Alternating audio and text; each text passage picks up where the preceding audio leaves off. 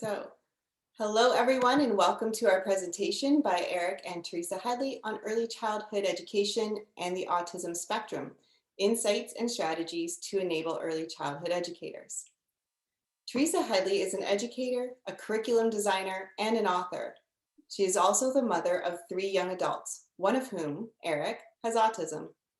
Her memoir, What's Not Allowed, A Family Journey with Autism, was released in 2020 and tells the tale of Erik from womb to adult. While living in Ottawa, Erik and Teresa co-wrote a 20-article series called I Have Autism and I Need Your Help for Autism Matters magazine. Teresa consulted to families of children with autism and to school boards throughout Ottawa. Prior to marriage, Teresa taught and trained teachers in Asia and Europe. The Hedley family currently lives on Vancouver Island. Erik Hedley is an autism self-advocate appearing on stage in Toronto at York University's TEDx Spectrum Innovations. He was also a speaker on Ottawa's Parliament Hill. As a teenager, Erik produced a series of videos called A View from My Shoes, explaining how he sees himself and life around him. He also helped to write and illustrate a magazine series aimed at building resilience in those with autism. Erik currently holds a driver's license and works 3 mornings a week as a volunteer early childhood care assistant. As well, he does maintenance work for 2 community organizations. Erik is proof of what we can achieve when we give our best effort and never stop trying. Please welcome Erik and Teresa Hedley. Thank you very much, Erin, and we're thrilled to be here today. And thank you for sharing or inviting us to share our autism journey with you and your students. And on that note, I will share my screen with you. Okay, you can go over to the side. Okay. Yay, there we are. As you know, today's topic is early childhood education and the autism spectrum. And what we'd like to do is give you some insights and strategies to enable you as an early childhood educator. For some reason, I can't see myself on this screen, but this is an invitation to, oh, Erin, I don't want to skin, but I need to be able to see myself here. Oh, I can see you. Okay, okay. Okay, there we go. We'll continue. This is an invitation to step out of your shoes and into the shoes of a child with autism and a young man with autism. And here's Erik's shoes. And also to step out of your shoes and into the shoes of a parent, me, supporting a young man, a child and a young man with autism. There's a lot to cover, so hang on and join us on a magic carpet ride. That's what I like to say. That's what came to mind because it's going to be a fairly swift journey. There's a lot to cover, and we'll be very much skimming the surface, as you'll see in a moment. But it's a very good foundation for you. And you're going to experience the autism journey from our perspective, a mother-son perspective, what it feels like for us. We'll very much be skimming the surface, but as I said, it's a great start, and it's enough to take you and to enable these children that you're working with.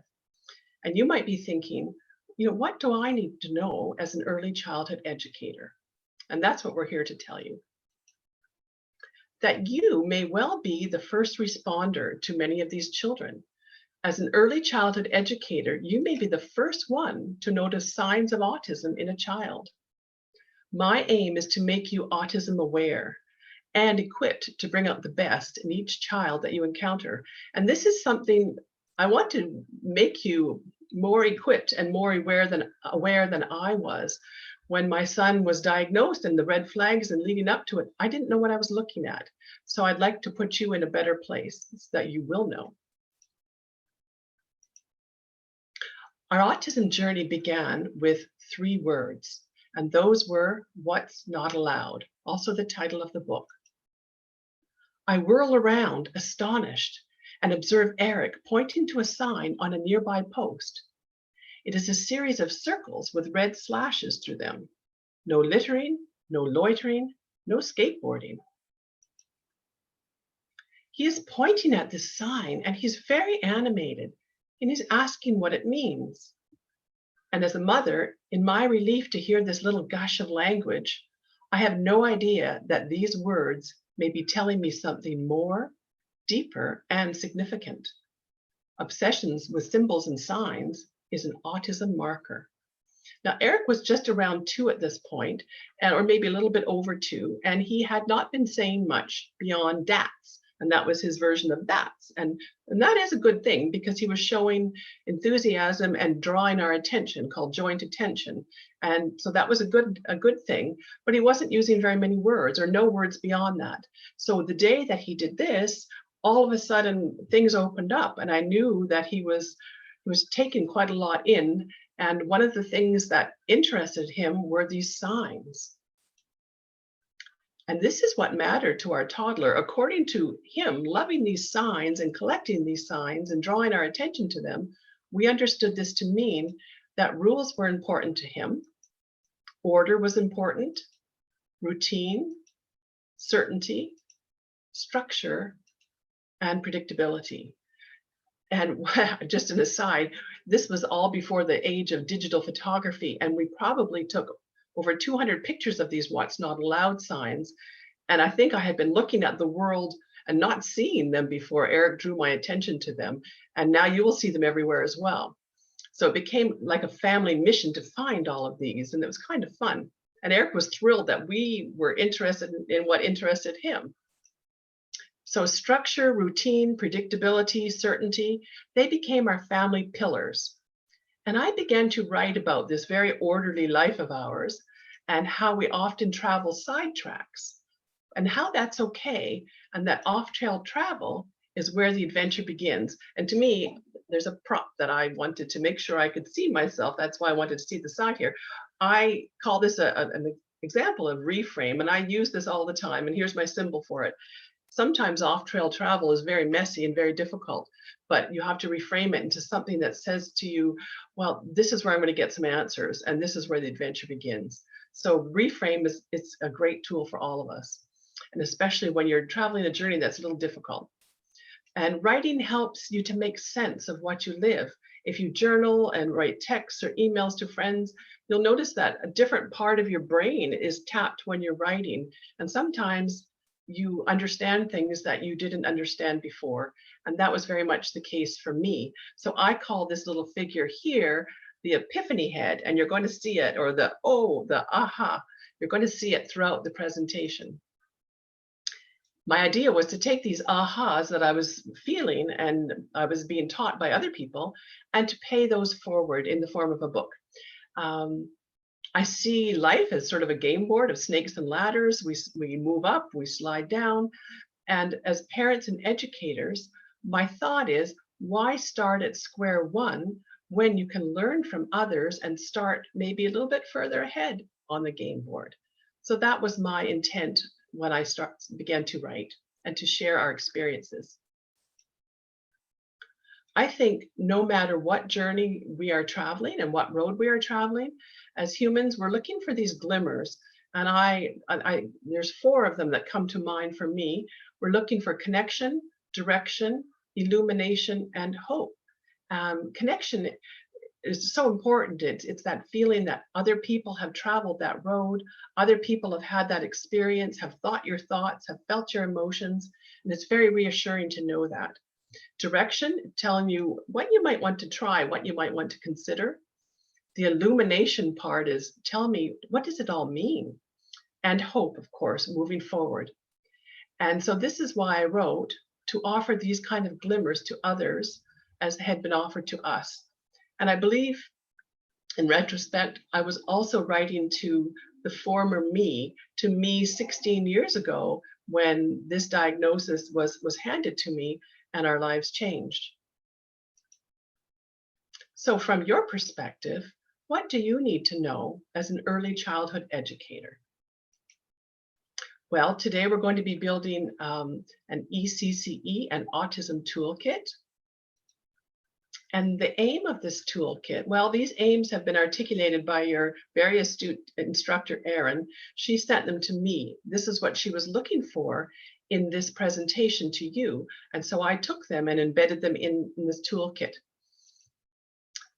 Autism spectrum, what is it? We're going to be talking about that. I'd like to give you a really solid foundation so that when you are working with children, you know why you're doing what you're doing. It makes sense to you. Neurodiversity. What does this mean in the context of autism? ECCE and autism.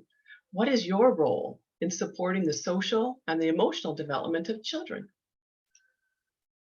We're going to talk about words and how they matter and how we're thankfully shifting from a perspective of deficiency, i.e. disability or needs fixing, to being honored as a person and celebrated as a way of being. Now we're talking about neurodiversity. More aims, more language around autism. How do we speak about people with autism? Do we say with autism or do we say autistic? And is there a difference? Support strategies. We're going to give you 10 specific strategies which will help you support young children with autism. And this will be strategies around environment, relationships, scheduling, routines. We're going to also offer you a little bit more of the perspective of the parent. There I am, my shoe, and families, and how your words impact us and how you can support us. It's mostly emotional support by the way you talk to us about our children. First-hand perspective, what you should know coming from the perspective of autism. And Erik's going to come in and talk to you a little bit about what's challenging and what's easy for him and how you can best support a child like he was. So the bottom line in my little epiphany here is that these strategies will help you to create optimum environments for children with autism. For most of us, we can adapt to our environment. For children with autism, that's very difficult to self-regulate to one's environment. So if we can make it the best possible environment, they have the best possible odds. The approach we're going to take throughout this presentation is visual. We're going to be speaking in the language of neurodiversity. And if you ask someone with autism, tell me how you think, and they would say, oh, in pictures, very visually. And if you just, and then, you know, there's a little line here, visuals stick. And I think of, you can see my cell phone here. If we have apps and we remember those apps, they're visual, they're pictures. But if it was all words instead of apps, I don't think we would remember them. So that's why we use pictures, because most of us think visually. And if you look at the book here, here's one of the quotes from Erik. I think when I was giving him too many words as a young child, he said to me, words evaporate like they didn't even happen. It's kind of like the Charlie Brown parents, the wah, wah, wah voice. It just evaporates, it goes away. He needs visuals. So our idea is to illuminate the whole autism journey through life experience and stories. So I'm going to tell you something, and I'm going to tell you a little story, because I think we all like to be told stories, and this is a human journey, so it will humanize it for you. Bottom line, in order to reach, we must teach the way children learn. There will be 4 building blocks that we'll be looking at today. They are a diagnostic perspective, Autism 101 and us, so basics about autism and how it related to us, our perspective. I'm going to give you an early childhood perspective, some snapshots, what I was seeing at home and what the preschool teachers were seeing and what we were thinking at the time. Erik's going to come in and give you a view from his shoes. And then we're going to give you the 10 strategies. So starting at the first one, there we are, number 1 of 4. I've broken it down into 5 sections, and they're brief. What is autism? And you're going to see the little icons in the top corner as we go through. What is autism? Some cognitive challenges for those with autism. Some of the red flags that you might see as early childhood educators. The language around autism, and then the strengths, because it's nice to end on a positive note. So autism, I discovered, is a Greek word. It's a Greek word that comes from the root autos, and it means self. And it's a condition in which a person is detached from social interaction. Sometimes detached because they're overwhelmed, sometimes detached because they don't know how to get into that. And quite often they want to be attached, but that's the difficulty.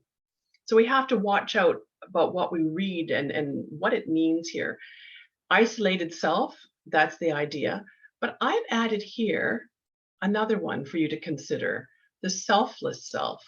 Because I know for Erik and others I've met with autism, they are the most non judgmental, authentic, selfless people. They will do and cheer for everyone and do all of these things without any expectation of being thanked or acknowledged. And so there is that. There is a really nice other side that is not often part of the diagnostic description. I like to add it in. Autism is very much structural. It's a differently wired brain. So you're going to have some areas with enhanced connections, the visual center, the memory center, fantastic memory for details.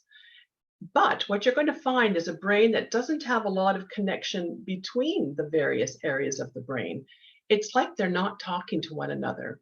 And that might help to explain why, when someone with autism sees a situation, they may not be able to read the emotional side of it into it because maybe that connection is not being made in the brain. But what you are going to find is a different perspective on the world.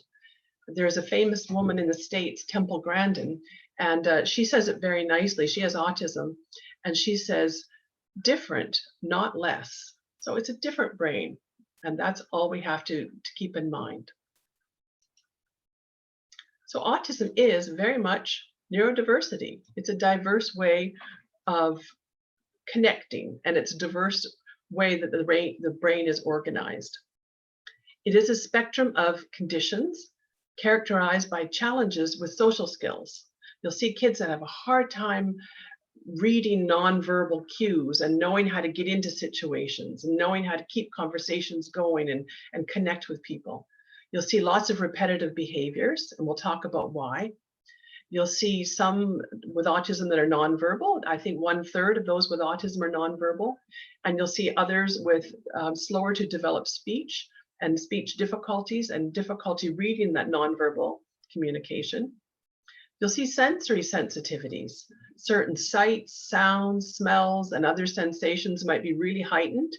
And there's also the whole thing where the senses aren't really working well together. And so that makes doing lots of activities difficult because our senses very much do work together. So what we're going to find is a spectrum.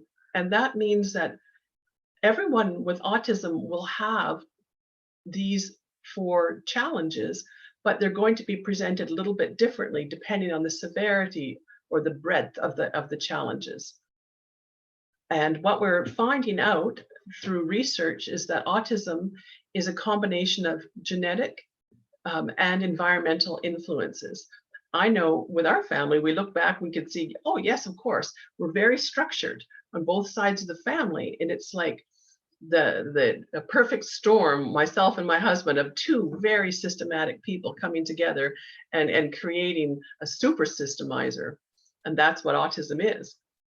And then environmental influences, the age of the parents, especially the father at conception, some environmental pollutants. And a lot of the environmental influences are thought to be triggers. And if you're predisposed genetically, those triggers might bring on the autism. There's an expression, once you've seen one person with autism, you've seen one person with autism. And that's what I was explaining in the previous slide, that it's going to present slightly differently in everyone. And there's a wide variation of challenges and strengths. I like to think of it this way, and this is how I explain it to myself. It's like stereo sliders. Everyone is going to have communication challenges, social challenges. They're going to adhere to routine to a certain degree and have sensory sensitivities. But where these sliders are is going to be different for everyone. And if you consider that within communication alone, there are at least 10 sliders, and 10 and 10 and 10, that's 40 sliders at least.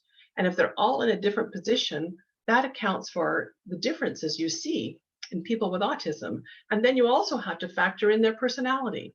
So everyone is different, but you will see those 4 challenge areas. Cognitive challenges. Theory of mind, this is an interesting one. Those with autism have difficulty stepping into someone else's shoes and taking another perspective.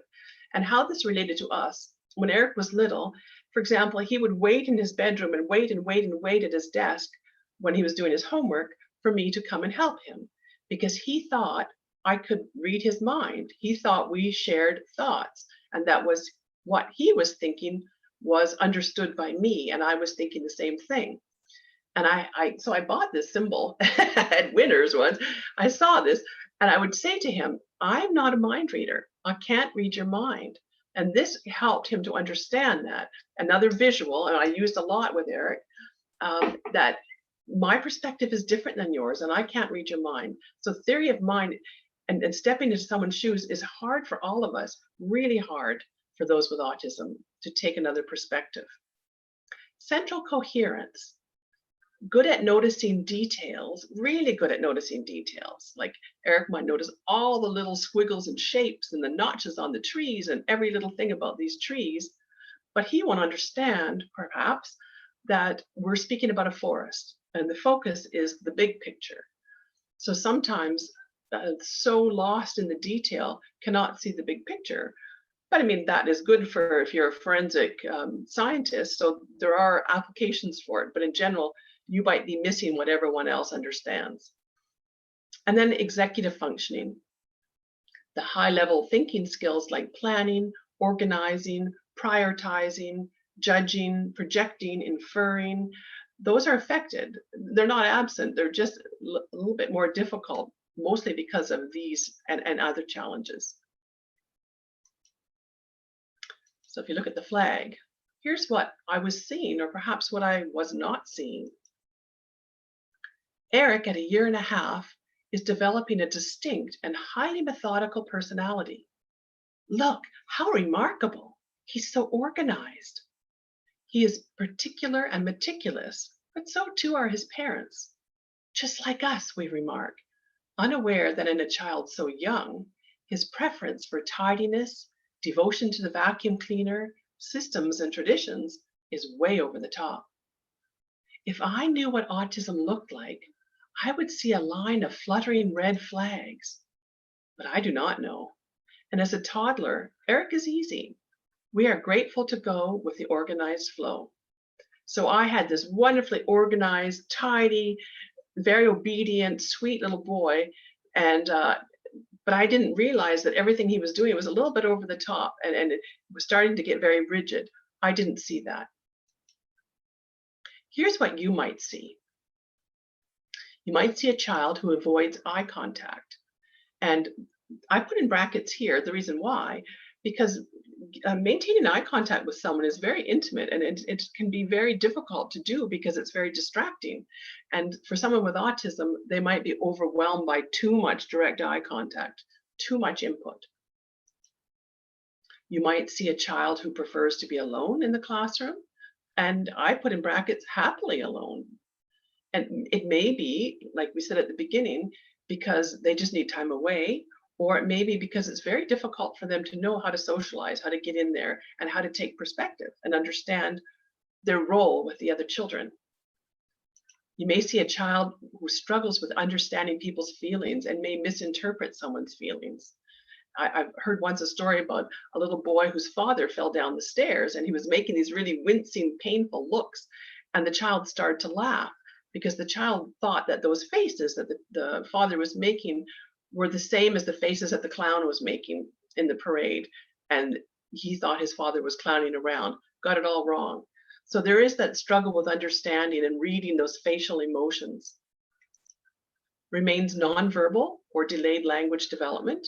You may see a child who observes a lot and doesn't talk very much.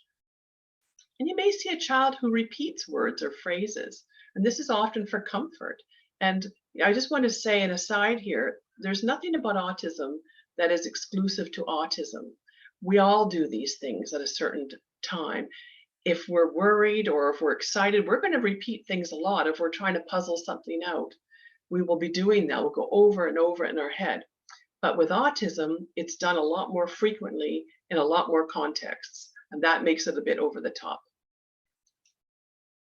You may see a child, oh, there's the wiggling flags, who echoes the speech of others, and especially the last couple of words all of the time, and doesn't really come up with their own words. It's just echoing, echolalia.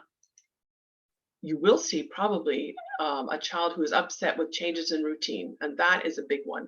For example, I put getting up in the morning. If the lights were out, the alarm didn't go off, and everything was knocked off course, when Erik was younger, that would have been enough to throw his day off, and it would have been very difficult to put him back on track. You may see a child with restricted interests, and I call this early specialization. You know, they're almost becoming little professors and are finding really specific things that they love very early. Like Erik liked the signs, he liked whales, he liked clouds and weather and oceans and everything about the ocean, and he knew a lot. But not so much typical play with children and the toys that they were playing with. You may see a lot of repetitive behaviors along with that repetitive language. You may see flapping, hands flapping, or like this. And you may see rocking, and it's all calming, or spinning. Spinning is usually to ramp up energy, and rocking is usually to calm. Sensory. You may see atypical and often really intense reactions to sounds, smells, tastes, textures. And you may see signs of that with just showing, I've had enough, sensory overload. You might see some of these things, you may see all of them, and you'll see different ones accentuated with different children and at different times. From Erik to autistic. So here's the point where we saw these signs, these red flags, and we were building up to a diagnosis. Got the diagnosis. I probably shouldn't have been surprised, but in a way I still was. And here was my headspace. How could this be? And what now? Pervasive is heavy duty. It means that whatever Erik has, it has the potential to percolate into every nuance of his being: social, communication, behavior, speech, sensory, motor skills, and the ability to learn, to process, to reason, to function, to connect, and to love. Like an oil spill, autism is everywhere. And that's how I was feeling. Here's the reality. In one defining moment, my child's name changes. While he has been Erik up until today, in a pen stroke, he is now something different. One moment Erik, the next autistic. And this will stick. People like labels and categories, and my son has both. From this day on, I will devote myself to proving my son's worth. Erik has autism. He is not autism. But people do not comprehend this. Erik has been neatly classified and categorized. Stamp. I begin to look for ways that this label can possibly work for us, because so far it feels damning. So for me, it pretty much took my breath away, and this whole idea of a child evaporating and then replaced by a word, a title, and a category. We'll talk more about that. So I say, wait, stop. You know, you hear all these things, but he won't be able to do this, and it will be difficult to do this, and there'll be these challenges. But what about autism the good? There are many good things. And I had to make myself, well, there's the reframe again, had to say to myself, okay, you need to balance this.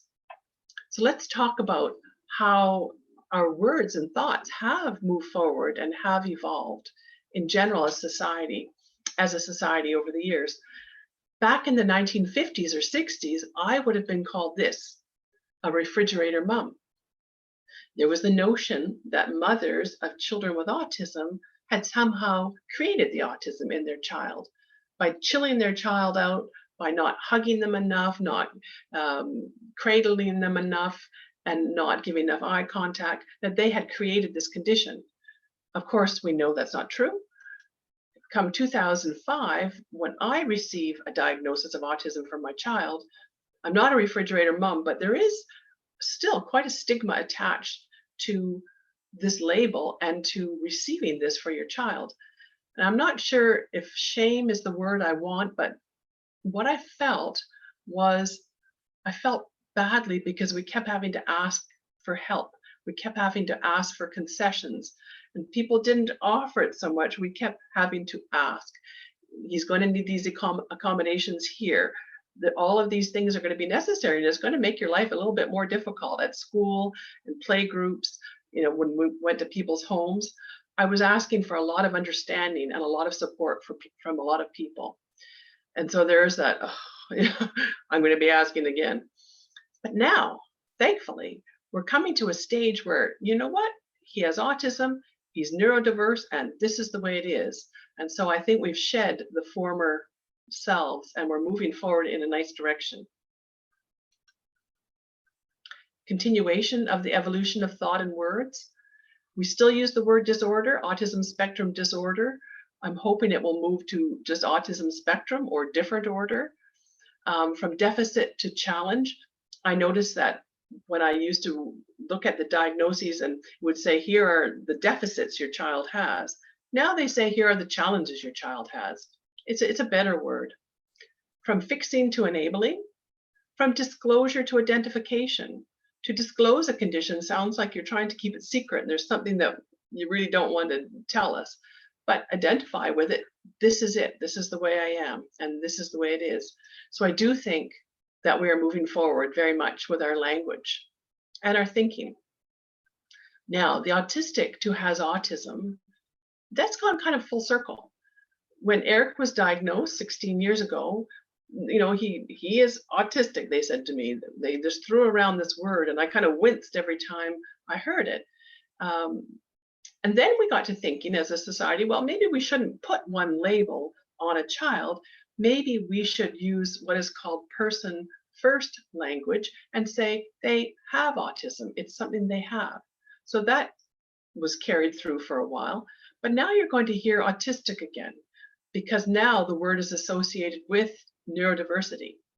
So we're coming around for different reasons, and we'll talk about that a little bit more. So has autism is, as I said, person first language, and it puts the person before the condition. Erik has autism. Individuals do not own the condition, they have it. And it's just one of many facets. So that's autism, and you may have athleticism, you may have artistic streak, you may have this and that. So you have many things, and that is one of them. And those who prefer person first language say, I like this better than using one adjective, autistic, which is attached to the word disorder to describe an individual. Erik is autistic. And they say, these person first proponents say that using autistic unfairly cloaks somebody in that condition. It makes them all of that. And here's something to consider. The label, I am what you label me. And that's what the person feels, what they hear. About 5 or 6 years ago, maybe 6 years ago, Erik and I made a series of videos when we lived in Ottawa, and autism advocacy videos, kind of creative ones. And this one was for a conference in Ottawa called CASDA, the Canadian Autism Spectrum Disorders Alliance. And we were trying to show them how using I have autism just felt better for Erik as opposed to autistic, and that he is so much more than one word. And this was a 2-minute video that prefaced a longer video that we showed about it, called The View from His Shoes. So if you Google that later on YouTube, you will find it. I am so much more than autism. Gives you something to think about. Is autistic? Well, is now the preference of self-advocates. Many self-advocates say freely, yes, I'm autistic, because they say autism is neurodiversity. This is who I am.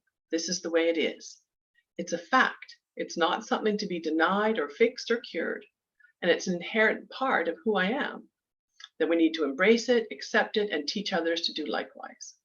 And a very healthy view. I just wish that the word autism would be separated from disorder, then I would be good to go with this. That's just my 2 cents.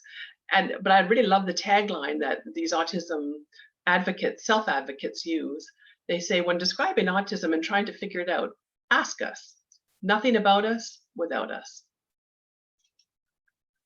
Something else to consider, using words in general, whether has autism or is autistic, they're both labels. And some people say we don't need to use them at all. Labels are for jars, not for people. And that when you label someone, you categorize them. And when you do that, you strip them of their identity and their individuality. I'm going to get a drink of water. Interestingly, we had a discussion about this in the hot tub a couple months ago when Eric's sister was visiting. And we were talking about, Erik, what do you prefer, has autism or is autistic? And Heather said, how about just Erik? And Erik said, yeah, how about just calling me Erik and let's not use the label at all. And I like this quote here, don't be afraid of what I am called, know me for who I am. So another thing to consider. Attributes in individuals with autism. Well, you can read those on your own. What strikes me about Erik and the other Eriks I've met is authenticity right here. That the person you see is the person you're going to see always. There's not the private self at home and the representative self out in the world. You're going to see the same genuine person no matter where you go. There are no airs, no agenda, no ego, just a pure natural person, and the sort of a very lovely person with exceptional memory, non-judgmental, very mindful, enjoying the moments, and which my epiphany is, which leads me to think sometimes, who has the disability? I think I need to be more like Erik most of the time. So keep these in mind, and I think it's really good to balance all the things you hear about the challenges with these beautiful attributes. He is like us and not. In many ways, he is better than we are. He shows no pride, no jealousy, no competition, no prejudice, no judgment, no boastfulness, no ego. Erik just is. The awe invites me to sit taller, to see the big picture and to understand what counts. Eriks and other Eriks do that. They feed us perspective because they flip convention. They slow us down and offer mindfulness straight from the source. In the words of the Honorable Mike Lake, we just need to take time to notice. Mike Lake is an autism advocate. He's a member of Parliament in Ottawa, and he has a son, just a little bit older than Erik, maybe 25-year-old young man, Jaden, with autism. And Jaden and Mike do a lot of advocacy right up to the United Nations level. So he's a wonderful resource for Canada. An early childhood perspective, a home and preschool snapshot. Now we're at building block number 2, and I invite you to sit back and relax and let me show you some pictures. Let me show you what I was seeing at home and what preschool teachers like yourselves were seeing in Erik's preschool and what we made of this.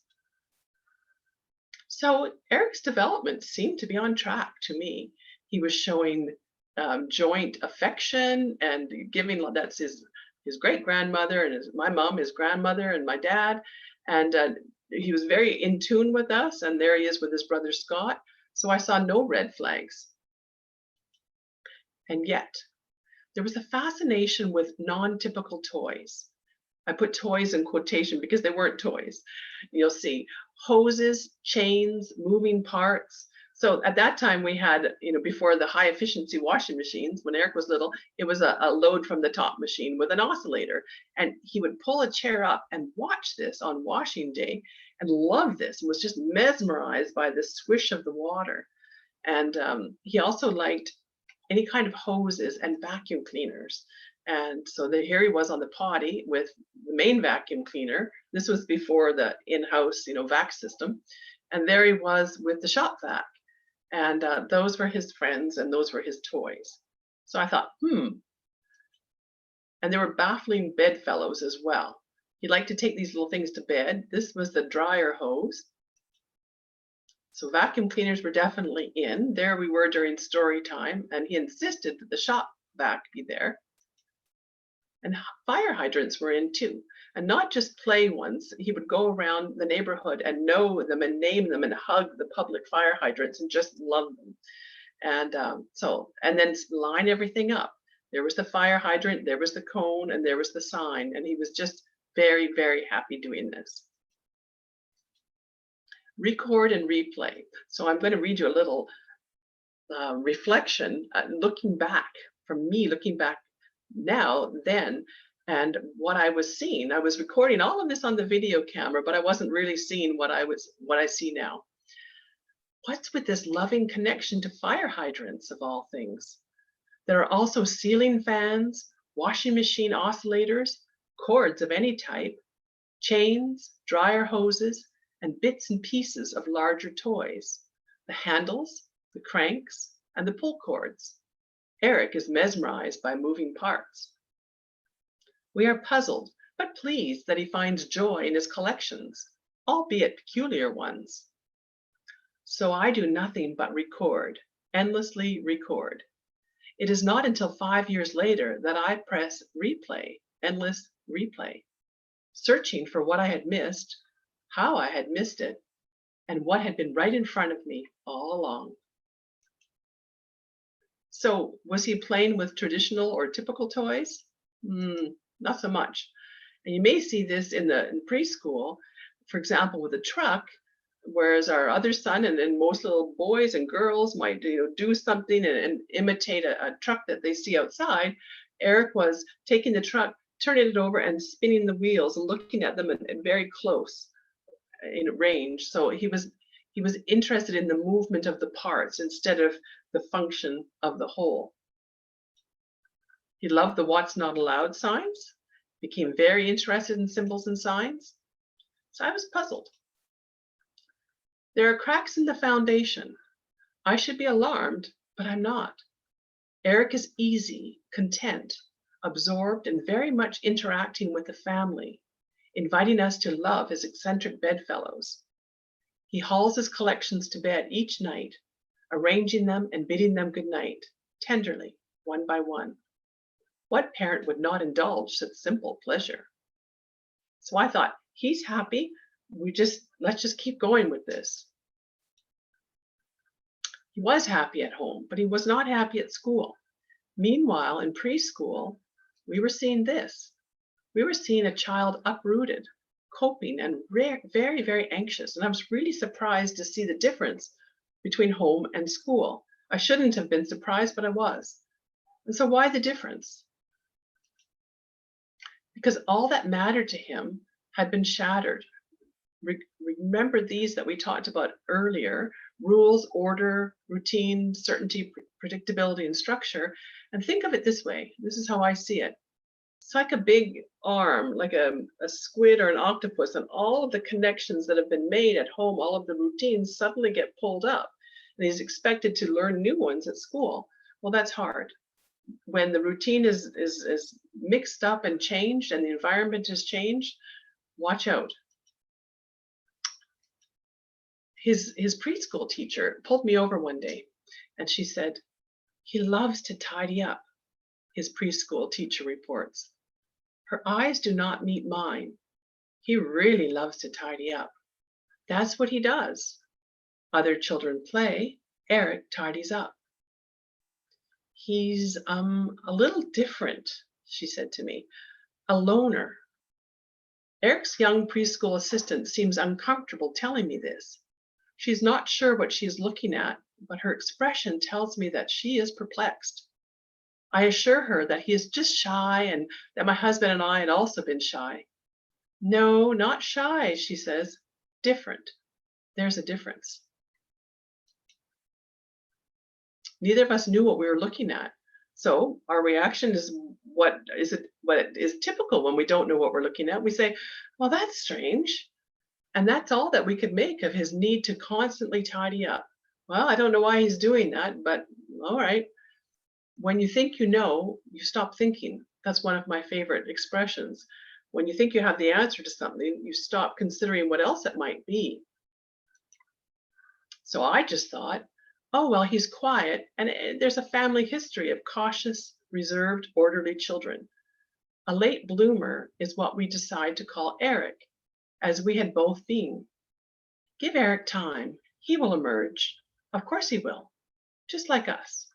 That's what I thought. But then we began to see more and more meltdowns, frustration, having no words, but having a lot of built up anxiety.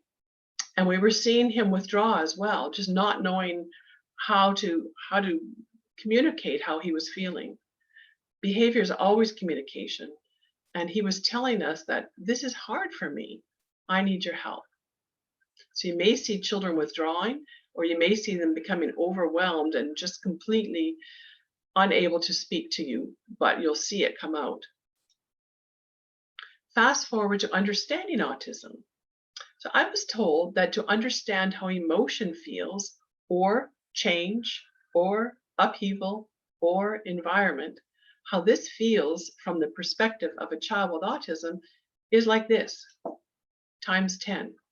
So if you want to understand, for example, when the pandemic was first announced, we were all feeling anxious and unsure and uprooted and unsafe and all those things, multiply by 10. And then you understand what that must have felt like for someone with autism who needs all that structure and predictability. So I multiply a lot, and I invite you to do that as well. So there is the epiphany that all of these things apply, and they all are more intense. Behavior is a reaction to the environment. It's not bad behavior, it's really actually good communication. The child is responding to too many twos. It could be something that's too noisy or too confusing, or has gone on too long, or is too unstructured, or is too bright, too many things. And in reacting to an environment that is just not supportive at all. So our role as parents and as preschool educators is to help children with autism adjust to the environment. Or if we can change the environment to support them or meet them somewhere in the middle. So for Erik, the ultimate outdoor environment was water. This was our house in Halifax, and it backed onto a small lake. And Erik loved to be there. There he is. And there's his brother Scott in a duck boat that we had. And we would feed the ducks, and just very relaxing down at the water. Take him where he longs to be. Take him to the water and feed his soul. I hear my inner voice speak, and what it says makes sense. To tap into Erik, immerse him in what he loves, water. I start pulling him out of school 2 afternoons a week, and those hours are idyllic for us both. We dress in our comfy clothes and become marine biologists on the lake behind our house. Pedaling the little blue and white Mother's Day boat, he is peaceful. He is talking, and he is engaged, enamored with life. I am doing my best to ease his anxiety, I tell the school. I need to keep my son in our world, and that is all that matters. So this was Erik in kindergarten. He was 5, and it was just too soon for him to go. Or was it 4? Junior kindergarten? Perhaps it could have been 4. And it was all day kindergarten, way too long and just overwhelming for him. So after a while, I just began to pull him out, and we had afternoons on the lake. And he told me later that that's the only thing he remembers about kindergarten. He just loved that. So I just sort of read, I think he needs this. He doesn't need more of that right now. So you will want to be aware of children and their threshold and where they may need some quiet downtime. The ultimate indoor environment, a jungle oasis. We made this jungle room for Erik because he just loved leafy green and animals, and we had a soundtrack and burbling stream, and he could fish in there, and he would dress up in this old Peter Pan costume and call himself Jungle Boy. And this was his little oasis. And quite often after school, from about age 5 right up to age 8 or 9, he would become Jungle Boy and escape into this world, which was very inviting and less confusing than the world of school and neighborhood children. So I have this slide to show you that we didn't have all of the answers, and we still don't, and that we get stuck a lot. And I call these Grinch in the chimney moments. And I imagine myself like this, and the sticky moments come first. It also looks like this, like a game of whack-a-mole or putting out fires. There may be something, an issue that comes up at school that needs explaining, at a preschool, at a birthday party, at a neighbor's house, a new therapy to investigate. So there's a lot of sticky moments. And then the eureka moments, that light bulb head, that follows. And very much the journey is a trial and learning process. And you'll find that as a preschool instructor as well, that you'll try something and it may work and it may not work, but you're always going to learn something. And so I don't say trial and error, I do say trial and learning. And it's been very much that way for us, and it continues to be. We experiment and we find the best way forward. Which takes us to building block 3 of 4, and it's time to meet Erik. An autism perspective, a view from my shoes. So let's meet Erik, the adult version of Erik, and find out what matters from his perspective and what the view from his shoes looks like. What Erik thinks is important for you to know about early childhood education and autism. Move over and give him room. There you are. So you're nice and close. Good. Hi, I'm Erik. I'm an early childhood educator too. The early childhood environment is a good fit for me because it is organized, structured, and visual.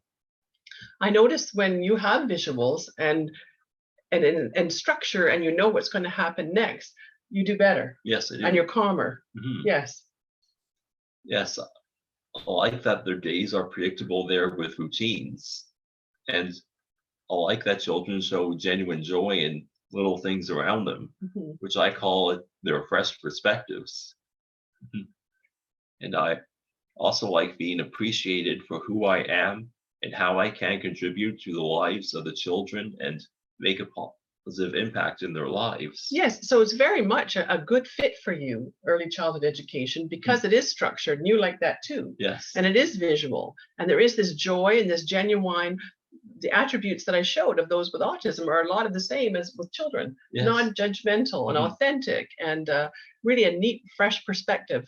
And I see you telling me little stories and anecdotes of the children. You appreciate them, and they appreciate you. Yes. Yeah, so it's a partnership. Very nice. Maybe just move forward a little bit. I want you to be bright. There we go. Children with autism need your help to be their best. It's hard for the child to switch from home to preschool. So here's that arm again. Remember that everything is being pulled up, all of the connections. Being around people and figuring them out is tiring. It is, isn't it? It is. Social is tiring, and we all know that, and especially the nonverbal communication. What did they mean by that? That's puzzling. Switching tracks from activity to activity once the child is at preschool is difficult. Transitions are difficult. And coping with sudden change is hard. And coping with too much sensory stimulation is hard and tiring. Good. Okay, so thank you for being honest. These are the things that you find challenging, and those with autism in general find challenging. So we're going to take this forward in the last building block and show educators how they can accommodate these difficulties for the children in their care. My advice: pay attention to behavior. For example, everything makes sense from the shoes of the doer. Sometimes actions become the words when the words won't come. For example, creating order was soothing for me in preschool and throughout my childhood years, through elementary school and while I was growing up. This is because it was the only thing I could control when I felt out of control. Yes, and I've clicked on a few things, and we'll talk about those. But I'm looking at you as the preschool, this one first, preschool Erik. You were creating order because you couldn't control the environment around you. Right. So you were controlling what you could control, right? Yes. I didn't know that then, but now it makes absolute sense. And I think we can all relate to this when we think of the pandemic again. When it first was announced and first was upon us, I think a lot of people, including myself, started to clean their homes and not just disinfect, but we had time to organize them better. But what was also really happening was that people were ordering what they could because they couldn't control the environment outside. That's right. It's exactly what you were doing. So tell us about these yard tools here over to the side. Well, these are gardening tools that I find repetitive to do, and they allow me to have thinking time while I'm doing them. And that repetition feels quite Right, kind of calming, and Mhm. also I feel like I'm being productive, and these things would include clipping, raking, and watering. And when we lived in Ottawa, we had a pool, and you used to like skimming the pool, Yes, I didn't you? did. Yeah. And leaf blowing, that kind of thing, anything with repetitive movement. Those were the kind of chores that we assigned to Erik, because all three of our children at the time were responsible for different things. And I was told, recommended, try finding things with repetition for Erik. Mhm. He'll like that. And it was a good fit. It was. Mhm. An unsupportive environment equals not my best me. Poor or puzzling behavior equals good communication. A child is reacting to the environment, trying to tell you something about this environment is hard for me. Yes. So we have to be, as parents, as preschool instructors, and now you are, we have to be like detectives, don't we? Yes, we do. And we have to try to figure out what about the environment might be difficult and what we can do to accommodate that. An unsupportive environment equals not my best me. Too much of what I don't need, such as too loud, too crowded, too noisy, too bright, too hot, too vague, too smelly, too long, too many twos, Mhm. and not enough of what I do need to succeed. Rules, order, routine, certainty, structure, and predictability. Well, this is pretty interesting to me. How we can look at this, look at the environment and say, okay, there's too much of this difficult stuff, not enough of the foundational stuff. And then we can do something about that Yes. as teachers and as parents. So we always need to be looking, scanning, and trying to figure out what we can do. Yeah, thank you for your insight in this. A supportive environment equals my best me. As early childhood educators, we need to step into the child's shoes. And step into the parent's shoes. So what we're going to do now is look at 10 ways, 10, to create supportive environments. And these are probably very much in tune with the strategies that you're learning in your partnerships class, because you are creating partnerships with the home and with the child. So here we are at building block 4 of 4, an ECCE perspective, 10 guidance strategies. The first one is something that you may already be doing, and likely in a preschool environment, we use a lot of visuals. So a visual schedule is very helpful for a child with autism. It supports that visual thinking that we talked about. And another thing that is key is to show the child where they are and where we are as a class in that schedule. And you may use clothes pegs, or you may use arrows. And the child with autism, or several of the children in the class, may want to help you move the marker from section to section, and so they can see time passing and where they are in the context of the big picture. 2, show what you want them to do, a model of the end product. For example, hand washing. Use a visual and demonstrate how to do it, and try practicing doing it together. Step 1 would be to wet the hands. Step 2 would be add soap to the hands. And step 3 would be to rub the soap in with the hands.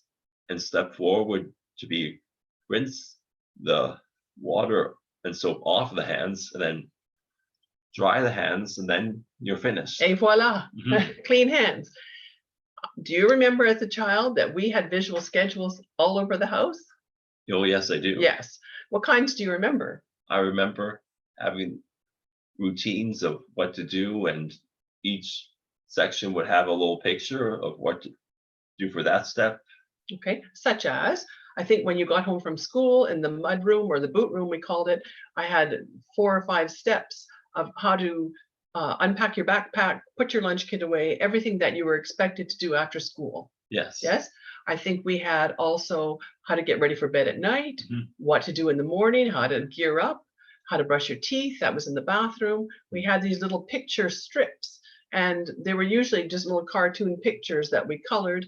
Sometimes we had photographs, whatever works. And we kept them up there, even after you knew the routine. And that's Yes. important. And I was told that. I said, can I take these down now because he seems to know them?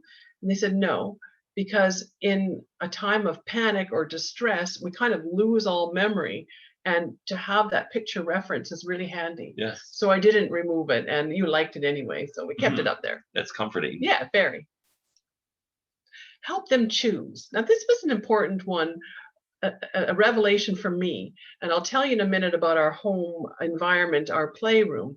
But what I do see in many preschools, and you may have as well, is sign up areas where children can sign up for the little station, the play station they're going to be going to. And that way they can see how many children are permitted there and who is there. And this reminds me of being in a workout room and signing up for a piece of exercise equipment. And it gives you a clear idea of where you can be and how many people are permitted. So a play choices menu, something like this, is what we developed at home, because what I was seeing was we had this wonderful playroom, and I called it Montessori school, kind of like Montessori, but Mhm. Montessori, and wonderful explored. You know, there was a play hut, a little house, and car and truck table, and sand, and manipulative things, and water play, everything. But Erik would run back and forth and not know how to choose. And someone said he's overwhelmed by all the choices here. He can't just do that. You need to help him. Oh, okay. And so I based this off of what was happening at Erik's occupational therapy sessions, OT sessions. And if you look at this picture here, she had, when Erik would go in, a timeline, and they would, with little Velcro strips on it, and they would choose activities that they were going to be doing during the occupational therapy section Mhm. and put them on the timeline so Erik could see what and the sequence. So I encouraged him to do this at home. And we took pictures of all of the toys and indoor and outdoor. And I made 3 timelines, one for his brother Scott, one for Erik, and one for his sister Heather. And there were these little arrows on them, and there was just masking tape behind. And he would choose activities and put them on the timeline. And all of a sudden he could do it. And it would help him with time passing and sequencing his afternoon. And it worked wonders. All of a sudden he was able to play. 4, give them a role in playtime. It's hard for children with autism to figure out what their role might be in free play. So as early childhood educators, we must give them a role in a group play scenario to get them started. For example, demonstrate the role and variations, such as, Erik, you are the truck cleaner. It's your job to keep the trucks clean. Yes, and this is primarily in group activities. Mhm. A child will be able to play on his own or her own and will do what they want, maybe flip that truck and spin the wheels. But when they're expected to play in a group, they may be really stuck wondering, well, what is my role? What am I supposed to be doing here? And typically, children with autism do not reference and imitate other children that much and that well. So you might have to help them with this role, which is why we put a magnifying glass, and I've got it here too. It just helps them to focus. It does. Yeah, and it really makes all the difference. Erik, do you remember at birthday parties for your brother and sister, you were the, I was the photographer. yes. Mhm. And before that, that was our Grinch in the chimney moment. Erik would run around and in circles and not know what to do during these birthday party celebrations because I hadn't given you a role. Right. And it hadn't occurred to me. I'd planned everything else, but not what will Erik be doing. Hmm. As soon as I gave you the camera, you took hundreds of pictures, you did a great job, and everything Yes. changed. Yeah. 5, tell them what they are doing right. Reinforce positive behavior. For example, during sharing, tidying up, hand washing, lining up, creative play, story time, notice what they are doing and encourage them when they're doing a good job, Mhm. such as saying, Erik, good job putting the truck in the correct bin. Mhm. There's so many instances where we're always correcting Mhm. and redirecting and modeling for children, and they feel like they're doing the wrong thing Right. quite a lot. Mhm. And so to tell them to balance that by accentuating everything they're doing right is just very uplifting, I think. Yes, it is. Yeah. Transitions. Here, we talked about those before. Here's the reality. We've seen this a lot. Here's another way to think about it. I was told, think about a train. And switching tracks is also like slowing down a very heavy freight train once it has gained speed. So think of a train just overcoming inertia, just chugging along that track, and you tell it, all right, switch track, too hard. Same with a child with autism. Difficult to overcome inertia, to get focused on a topic. But once they do, it's really hard to switch. So we need to help them. And here's one way. We may use a little card next to them with maybe a model truck on it or a picture of the same truck, saying first you're going to play with the truck and then you're going to wash your hands. Or maybe you want to sequence 3 things. You're going to wash your hands because we're going to have snack time. Or sometimes you don't even need to use these cards. You could just have the transition object. And we would do that a lot for Erik at home. When you're finished your lunch, Heather and Scott are going to go outside and play Frisbee. So we would leave a Frisbee by the door. He could see that, so he could imagine that would be the next step. So you may just want to use a transition object. But what you will like to use is something that indicates how much time have I got between now I have to tidy up this one and this one. Give them time to slow down, give them time to move to the next step. We often use something, there it is there, called a time timer. I'm just make sure the sun doesn't hit that. And which shows time visually. There's the visual, and it shows time passing. There's a battery in it. There's not in this one, but if there was, and we told a child, you have 6 minutes to finish up what you're doing, or 4 minutes, they could start to see the diminishing red zone, and they would know, okay, now I have to move on. But just telling them you have 4 minutes is not going to have a meaning, but visually showing it, that will. So that's something to consider if the children in your care are having difficulty transitioning from topic to topic, activity to activity. 7, create a sensory safe space. Create a calm corner known as a safe space. This is like a little room that provides a social or sensory break when that person needs it. They may need this room to calm down after being out with people and they're feeling a little overstimulated and need some quiet downtime to themselves. This safe space would have objects in it, including cushions, a weighted blanket, fidget toys, quiet music, or noise-canceling headphones. Yes, wonderful. And I know for a child, it's really important to know that they have somewhere they can go if they feel overwhelmed, too much social, too many twos, and they just need a little time away to recharge. It's literally like that, isn't it? Like charging a battery. And I know in school you had something called a quiet room. There may or may not be this type of space in the preschool, but there may be a quiet corner. Or sometimes schools like to use a little tent, like one that you might get at IKEA, a fun little shape tent or something like that, as the little quiet zone. But as long as the child knows there's a place they can go, that is a great comfort. Yes. This one, number 8, help with unstructured time on the playground. This came as a surprise to me until I learned this expression. Work is play and play is work, meaning that in the structured classroom with visuals and all of that, that's the work time, but it's actually pretty easy because it's so supported. However, when you go outside for playtime, where it's completely random and chaotic and choices are all in front of you without structure, that's work, that's hard. And so what may be joyous for some children maybe torturous for other children. Mhm. And it can be very difficult and stressful. I know for you, Eric, you had a hard time and you would sort of walk the periphery of the playground because you didn't know how to integrate with these kids. I didn't. And maybe you needed quiet time anyway. Maybe you'd had Mhm. enough. You need some structure in the unstructured time. Yep. So this one really means something to you, I think, doesn't it? Yeah, it's a bit ironic how like the free play was actually more challenging than the structured work I know. periods. And who would guess? But the only way we can figure that out is we step into your shoe. Mhm. And then we can see it from your perspective. But Yes. if I keep my shoes on, I will not understand this. So this was an epiphany for me.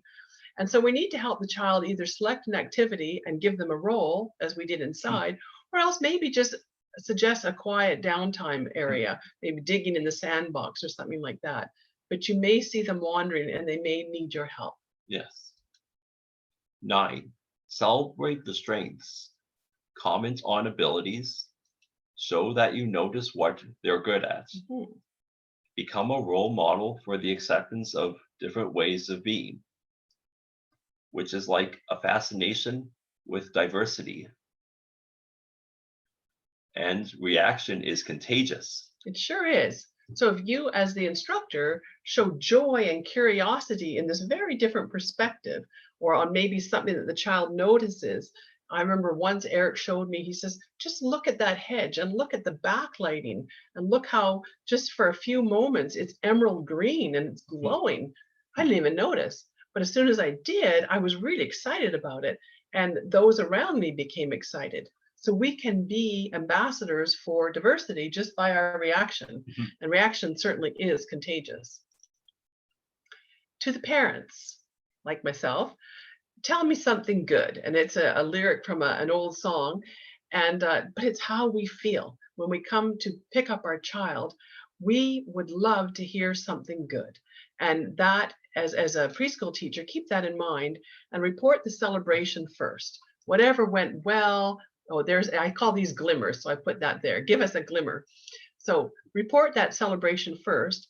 Tell us something that you noticed, something that my child taught you, or something that made you think about something differently, or whatever it is. Give them that first. The challenge second. And if there was a challenge that day, and show them how you've tried to step into the child's shoes and understand them, and maybe how you've sort of tweaked the environment to accommodate and support them. And you always want to ask their opinion. Ask for their help to understand the child. Because in doing this, you're creating a partnership. And it's very, very possible, probable, that the parent has seen this behavior at home and has done something about it, has that Grinch in the chimney moment and has figured something out. So the two of you together can puzzle this out and create the best environment for the child. And that's your partnership. I made that the largest icon on this page because that's the most important. And bottom line is, remember that as a parent, I might be coming in there pretty tired and I might have had a whack-a-mole kind of day, and I will probably need to hear something good. So thank you. If you can, please do. Yes. My final piece of advice would be to show belief. And here's how. 1. Remind me of a talent that I am known for. 2. Show me how you learn from me. 3. Talk about something I told you. 4. Thank me for something I did. 5. Notice what I am doing right. And 6. Give me a statement of belief that I can live by. And here's one. Erik will surprise you. Who said this? My grandfather did when I was little. Yes, that's my dad. And when Erik was diagnosed with autism, he didn't let the difficult words and the heavy words weight him down or change his perspective on Erik. He said to me, he said, "Oh, don't you worry. Erik will surprise you." And that was a belief statement that I held close to me and passed on to Erik. And we use it, weekly now, don't we, Erik? Right. Yeah. Parliament Hill speech, The Power of Belief. So when was this speech? This speech was in April of 2016, so 5 years ago. And at the time, how old were you? I was 17 and a half. Okay, yes. And Erik was invited as a self-advocate to speak on Parliament Hill in front of 200-300 people. There were research scientists, politicians, therapists, all sorts of people, and parents, grandparents, mothers, fathers, brothers, sisters, gathered to hear the voices of autism and politicians speak about autism. And Erik was asked, what will your theme be? And you knew right away what you wanted to talk about, didn't Yes, I you? did. You wanted to talk about the power of Belief. yes. So here's the back half of your speech, an excerpt from your speech. Someone also asked me what I thought parents can give their children with autism. I answered in one word: belief. Without belief, what have you got? Not much. If you believe in me, I believe in me. If you think I can do it, then I think I can do it. What you think of me is what I think of me. 11 years ago, when I was diagnosed with autism, my papa said to my mom, "Erik will surprise you." Papa was one of my first believers. Those 4 words have been my guiding light. Erik will surprise you. Give your child a guiding light and give them your belief. Remember, you are their eternal flame. Thank you. And I have to tell you, there was not a dry eye on the hill that afternoon after Erik spoke, because we had the eternal flame, the, what's it called? The, well, is the centennial flame. Yes, Centennial. Yes, which burns all the time on the hill, and it became the symbol for their belief. And we all know that we can all give belief to one another. And Erik articulated from the perspective of autism how powerful that is. I love this line: what you think of me is what I think of me. And so that tells you how much impact we can have on a child. And no matter if we're the parents, the teachers, the grandparents, a passerby, we can all give belief. And Erik has given you some strategies on how you can do that. There it is. Questions and discussion. Thank you for your attention. And we hope that you've enjoyed the autism journey as much as we've enjoyed sharing it with you. You can see that I get, and Erik too, we use our hands, we get excited about this, don't we? Yes, we do. Yes, a lot of blood, sweat, and tears, and effort, and epiphanies, and all sorts of neat moments, and a lot of reframe. There we go. Yeah. Yes, yes, Yeah. Involved. A lot of ups and downs throughout the journey, no doubt about that. Yes, absolutely. But that's how we learn.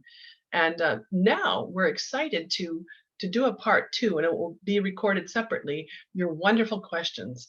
And we received them, we read them, we're kind of blown away by them. You called them, what was the word you used? Like a thought-provoking. Yes, questions. Questions, yes. Yes, I showed Erik the list, and we thought, wow, they've really thought a lot about this, and we appreciate that. And so we're thinking a lot about our answers, our replies to you, and we're going to record those separately with your instructor. So we have that to look forward to. All right, thank you for your attention. I'm going to stop sharing the screen now. There we go. Wow, thank you so much for that excellent presentation. I want to just quickly bring back one thing that really stood out to me, and it's something that Erik said. Sometimes actions become the words when the words won't come. This is so true for all children. Like, behaviors really are communication. Teresa and Erik, thank you so much for sharing your time with us today. Your insights are wonderful and such a great tool for us all. So to the students, as Teresa stated, there's a separate video where she and Erik will respond to your questions. So take a break, digest all this fantastic information, and when you're ready, you can move on to the next video in the series. Again, thank you both so much for coming to the class today. Very welcome. Namaste. You're welcome. See you soon.